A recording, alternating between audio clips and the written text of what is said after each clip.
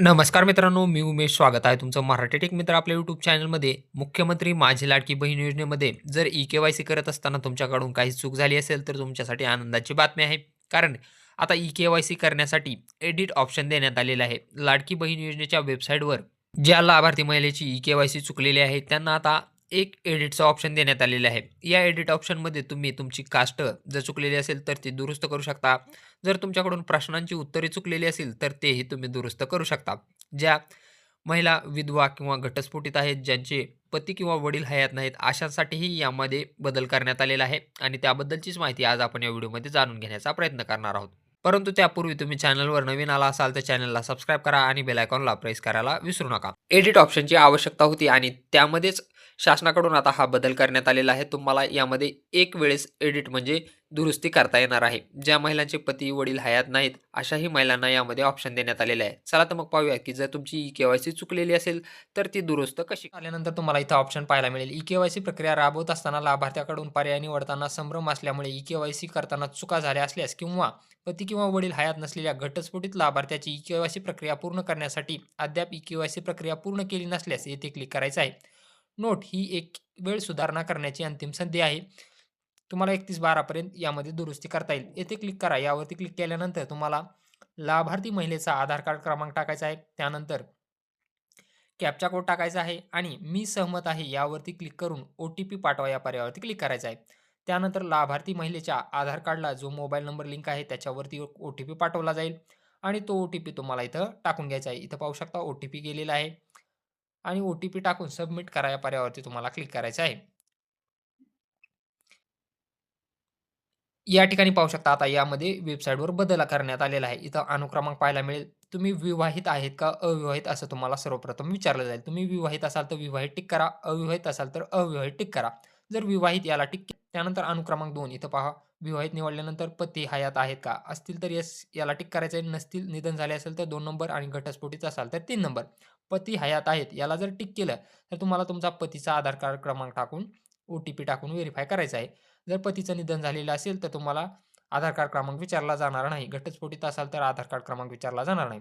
आता पतीचा आधार कार्ड क्रमांक इथं टाकून घ्यायचा आहे, कॅप्चा कोड टाकायचा आहे आणि मी सहमत आहे यावरती तुम्हाला क्लिक करायचं आहे. आता पतीच्या आधार कार्ड क्रमांकावरती ओ-टी-पी गेलेला आहे. तो ओ-टी-पी आपल्याला इथं टाकून सबमिट करून घ्यायचा आहे. सबमिट करा यावरती क्लिक केल्यानंतर पतीचं नाव येणार आहे. त्यानंतर तुम्हाला तुमचा जात प्रवर्ग निवडायचा आहे.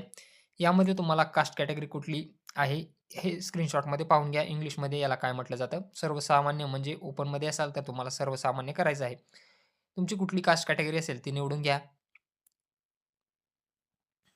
त्यानंतर इथं ऑप्शन तुम्ही पाहू शकता यामध्ये बदल करण्यात आलेला आहे. माझ्या कुटुंबातील सदस्य नियमित कायम कर्मचारी म्हणून सरकारी विभाग, उपक्रम मंडळ, भारत सरकार किंवा राज्य सरकारच्या स्थानिक संस्थेमध्ये कार्यरत. इथं थांबले आहेत आणि होय किंवा नाही करायचं आहे. इथं आपल्याला नाहीच करायचं आहे. माझ्या कुटुंबातील सदस्य नियमित कायम कर्मचारी म्हणून सरकारी विभाग, उपक्रम मंडळ, भारत सरकार किंवा राज्य सरकारच्या स्थानिक संस्थेमधून सेवानिवृत्ती वेतन घेत नाहीत, नाहीच करायचं याला तुम्हाला उपरोक्त ए आणि बी मध्ये देण्यात आलेली माहिती खरी असून खोटी आढळल्यास माझ्यावर कारवाई करण्यात यावी याला टिक मार्क करून सबमिट करा यावरती क्लिक करायचं आहे. या ठिकाणी आपल्याला दोन्ही ठिकाणी नाही करायचं आहे. प्रश्न नीट वाचून घ्या आणि त्यानंतर दोन्ही ठिकाणी तुम्हाला नाही करून सबमिट करायचं आहे.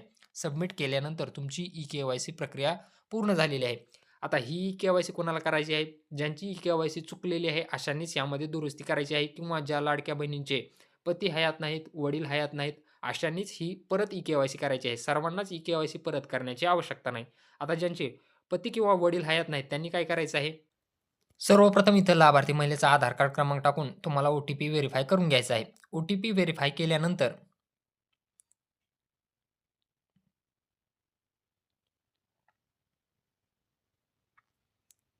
इथं तुम्हाला 2 ऑप्शन विचारले जातील. तुम्ही विवाहित आहात का अविवाहित? जर अविवाहित सिलेक्ट केलं तर पुढील प्रश्न तुम्हाला विचारले जातील. जर विवाहित आहेत असं सिलेक्ट केलं तर या ठिकाणी तुम्हाला इथं पाहू शकता तुम्ही विवाहित जर केलं या ठिकाणी आपण विवाहितला टिक मार्क करत आहोत. त्यानंतर पती हयात आहेत का? जर पतीचे निधन झाले असेल तर 2 नंबर सिलेक्ट करा. घटस्फोटीत असाल तर 3 नंबर सिलेक्ट करा. त्यानंतर तुम्हाला ज्या पतीचं निधन झालेलं आहे, त्यांनी पती हयात नाहीत हे सिलेक्ट केल्यानंतर तुम्हाला असं विचारला जाणार आहे प्रश्न. या ठिकाणी तुम्हाला जात प्रवर्ग निवडायचा आहे. त्यानंतर माझ्या कुटुंबातील सदस्य याला तुम्हाला नाहीच करायचं आहे. दोन्ही ठिकाणी नाही करायचं आहे. वडील किंवा पती हयात नाहीत त्यांना इथे एक 2 ऑप्शन नवीन पाहायला मिळतील. माझे पती हयात नसून पतीच्या मृत्यू दाखल्याची सत्यप्रत संबंधित जवळच्या अंगणवाडी सेविका यांच्याकडे दिनांक 31/12/2025 पर्यंत जमा करेल. उपरोक्त अ आणि ब मध्ये देण्यात आलेली माहिती खरी असून खोटी आढळल्यास म माहिती दिल्याप्रकरणी सक्त कार्यवाहीस पात्र राहील. नोंद: पती किंवा वडील हयात नसल्याचे किंवा घटस्फोटित असल्याचे संबंधित पुरावे लाभार्थी दिनांक 31 डिसेंबर 2025 पर्यंत अंगणवाडी सेविकाकडे सादर न केल्यास संबंधित लाभार्थ्याचे ई-के-वाय-सी प्रमाणीकरण मानले जाणार नाही आणि ई-के-वाय-सी अपूर्ण समजले जाईल. जर तुमचे पती किंवा वडील हयात नसतील तर हा ऑप्शन तुम्हाला दाखवणार आहे आणि यामध्ये तुम्हाला तुमचा घटस्फोटाचा दाखला किंवा वडील किंवा पतीचं मृत्यू प्रमाणपत्र संबंधित अंगणवाडी सेविकाकडे 31 तारखेच्या अगोदर जमा करायचा आहे. अशा प्रकारे तुम्ही ज्यांचे पती किंवा वडील हयात नाहीत, अविवाहित आहेत किंवा ज्यांची ई-के-वाय-सी चुकलेली आहे, ते यामध्ये दुरुस्ती करू शकतात. दुरुस्तीसाठी तुम्हाला फक्त वन टाईम दुरुस्तीचं ऑप्शन देण्यात आलेलं आहे. तर असा हा महत्त्वपूर्ण असा व्हिडिओ होता. यासंबंधी तुमचे काही प्रश्न असतील तर कमेंट बॉक्समध्ये नक्की विचारा. व्हिडिओ आवडला असेल तर चॅनलला सबस्क्राईब करा आणि बेल आयकॉनला प्रेस करायला विसरू नका. अविवाहितला टिक मार्क केलं तर तुम्हाला विचारलं जाईल की तुमचे वडील हयात आहेत का नाही? जर वडील हयात असतील तर इथं टिक करायचं आहे. जर वडिलांचं निधन झालेलं असेल तर इथं टिक करायचं आहे.